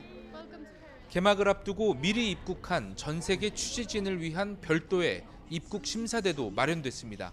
Yeah, I think we're doing great for the games. Everything is doing fine. We're well prepared, so I think it's going to be good in the games. 파리 시내는 올림픽 분위기가 더 진하게 풍깁니다. 파리 시청 앞 공원은 올림픽을 위한 공연장으로 탈바꿈했고 프레스 카드를 발급하는 미디어 센터도 각 나라에서 모인 취재진으로 북적입니다. 가장 분주한 곳은 개막식이 열리는 센강 인근입니다. 강을 따라 양쪽으로 뻗은 도로와 다리마다 객석이 설치되고 현수막을 붙이며 막바지 준비에 한창입니다. 예행 연습을 하고 있는 현지 중계진도 센강에서 열리는 개막식에 기대감을 나타냅니다. Oh, it's really cool. I've never done any opening ceremony before, so to see this for the first time is really awesome. I'm looking very forward to it. 개막식 준비로 도로 곳곳이 통주되면서 일부에선 경찰과 시민들의 실랑이가 벌어지기도 하고 주요 관광지와 거리마다 경찰이 배치돼 순찰이 강화된 것도 올림픽 개막을 코앞에 둔 파리의 풍경입니다. 올림픽 개막이 사흘 앞으로 다가오면서 파리 시내 곳곳은 한층 더 분주해진 모습입니다. 파리에서 YTN 양시창입니다. 올림픽 구기 종목 가운데 가장 빠른 건 다름 아닌 배드민턴입니다. 기네스북에 등재된 셔틀콕의 속도가 무려 시속 400km를 넘는데 이번 파리 올림픽에서도 우리 선수들의 빠르고 강력한 금빛 스매싱이 기대됩니다. 이대건 기자입니다. 배드민턴 세계 랭킹 1위인 안세영이 빠른 스매싱 공격을 합니다. 지난해 오른쪽 무릎을 다쳤지만 스매싱은 여전히 살아있습니다. 184cm인 장신 서승재의 스매싱은 왼손잡이이기에 더 위협적입니다. 오른손이랑 쳤을 때 코스가 변화랑 너무 다르기 때문에 다른 선수들이 당황했던 부분이 많이 있을 거라고 생각을 하던데 배드민턴에서 사용하는 셔틀콕 무게는 4.74에서 5.5g이고 전체 길이는 62에서 70mm입니다. 그만큼 가볍지만 최고 평균 시속이 330km에 이를 정도로 빠릅니다. 기네스북에 등재된 최고 기록은 2017년 덴마크 선수가 찍은 시속 426km로 알려졌습니다. 이는 다른 구기 종목과 비교하면 더 눈에 띕니다.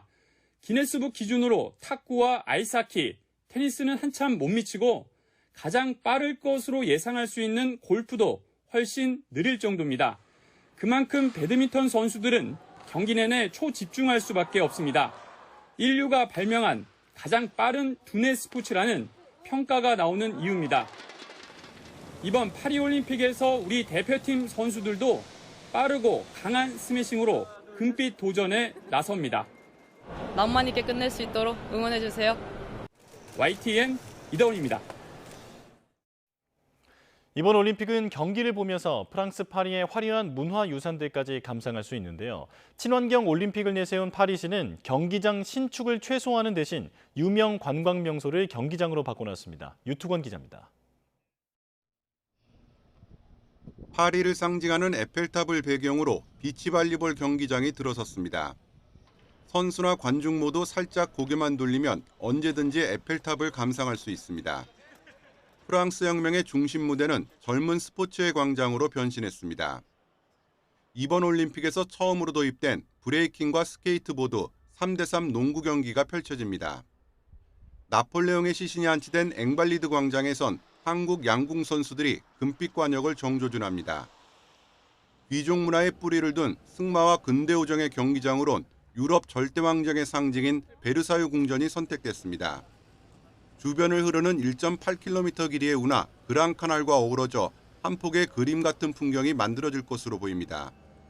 Le cheval a vraiment sa place à Versailles et les JO sont l'occasion de redonner cette gloire. 전 세계가 주목할 개막식의 무대로는 에펠탑 사진 촬영에 명당이 낙점됐습니다. 각국 선수단은 160여 척의 보트를 타고 센강을 따라 이동한 뒤 트로카데로 광장에 입성할 예정입니다. 하계올림픽의 백미 마라톤 경기는 파리시청에서 출발해 주요 관광 명소를 통과하는 코스로 구성됐습니다.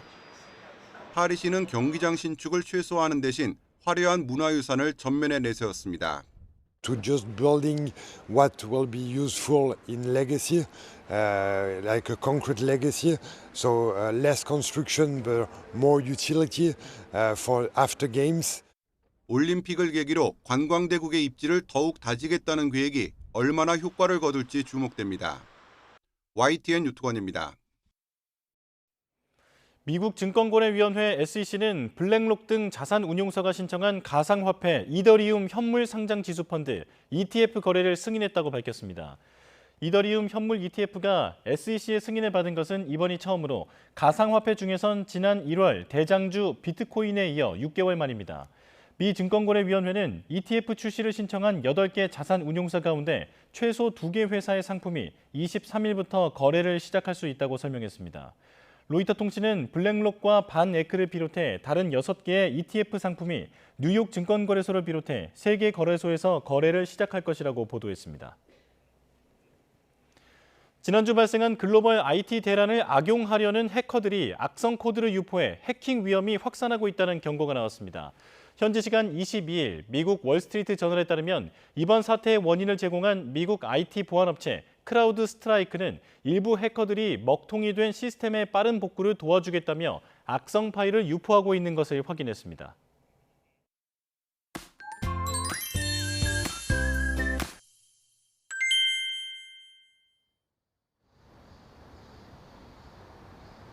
서울은 보시는 것처럼 하늘빛만 흐리거나 약하게 빗방울 정도만 떨어지고 있습니다. 하지만 중부 서해안 지역에는 시간당 20mm 안팎의 장대비가 집중되고 있는데요.